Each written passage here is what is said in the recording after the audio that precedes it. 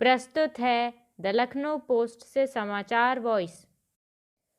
नागरिकता संशोधन कानून सीएए विरोधी प्रदर्शनकारियों के खिलाफ दिसंबर 2019 में जारी वसूली नोटिसों पर कार्रवाई करने के लिए उत्तर प्रदेश सरकार को सुप्रीम कोर्ट ने कार्रवाई रोकने का अंतिम मौका देते हुए चेतावनी दी कि कानून के खिलाफ होने की वजह से वह कार्रवाई को रद्द कर देगी। अदालत ने कहा कि वह बताएगी कि सुप्रीम कोर्ट के फैसलों का कैसे पालन होता है।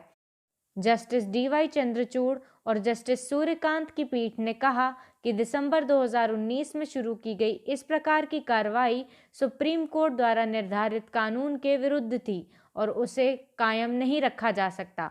शीर्ष अदालत ने कहा कि उत्तर प्रदेश सरकार ने आरोपियों की संपत्ति को जब्त करने की कार्रवाई करके इस मामले में खुद ही शिकायतकर्ता, निर्णायक और अभियोजक की तरह काम किया है। शीर्ष अदालत एक याचिका पर सुनवाई कर रही थी। इसमें सीएए विरोधी प्रदर्शन के दौरान सार्वजनिक संपत्ति को हुए नुकसान की वसूली के लिए प्रशासन द्वारा भेजे गए नोटिसों को रद्द करने की मांग की गई थी।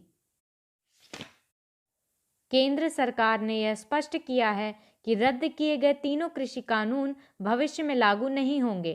केंद्रीय कृषि मंत्री नरेंद्र सिंह तोमर ने राज्यसभा में कहा कि रद्द किए जा चुके कृषि कानूनों को भविष्य में लागू करने की कोई योजना नहीं है। उन्होंने यह भी बताया कि किसानों के विरोध प्रदर्शन के दौरान जान गंवाने वाले किसानों के स्वजन को मुआवजा देने का मामला संबंधित राज्य सरकारों के पास है। उत्तर प्रदेश के लखनऊ की अमीनाबाद पुलिस ने नकली मार्कशीट और सर्टिफिकेट बनाने वाले गिरोह के 4 लोगों को गिरफ्तार किया है।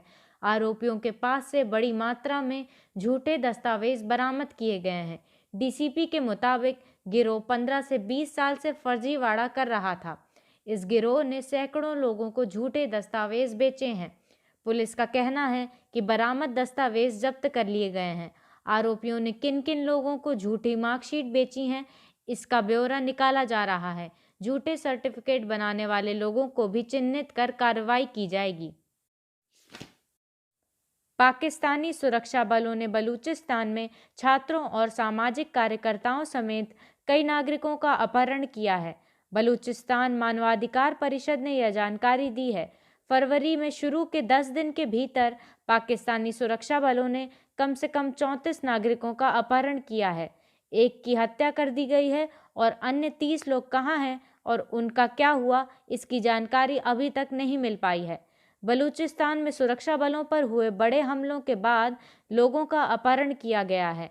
इन हमलों में कई सैनिक मारे गए थे। पाकिस्तान की राजधानी इस्लामाबाद में कायदे आजम विश्वविद्यालय के सैकड़ों छात्रों ने एक लापता बलूच छात्र की रिहाई की मांग को लेकर विरोध प्रदर्शन किया। कर्नाटक के 2 स्कूलों में कक्षा में नमाज अदा करने का मामला सामने आया है। दूसरे बच्चों के माता पिता ने इसका विरोध किया और स्कूल प्रशासन पर इसकी अनुमति देने का आरोप लगाया। यह मामला दक्षिण कन्नड़ और बागलकोट जिलों का है।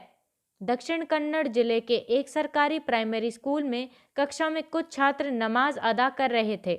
यह मामला 4 फरवरी का है। इस मामले को लेकर शिक्षा विभाग के अधिकारी भी स्कूल गए थे। शिक्षकों ने कहा कि छात्रों से दोबारा ऐसा नहीं करने की हिदायत दी गई है। खंड शिक्षा अधिकारी बीईओ ने कहा कि स्कूल प्रशासन, छात्रों और उनके माता पिता के साथ बैठक हुई, जिसमें मामले को सुलझा लिया गया। बागलकोट जिले के स्कूल में कम से कम 6 विद्यार्थी नमाज अदा कर रहे थे। कुछ अभिभावकों ने स्कूल प्रशासन पर क्लास में नमाज अदा करने की अनुमति देने का आरोप लगाया।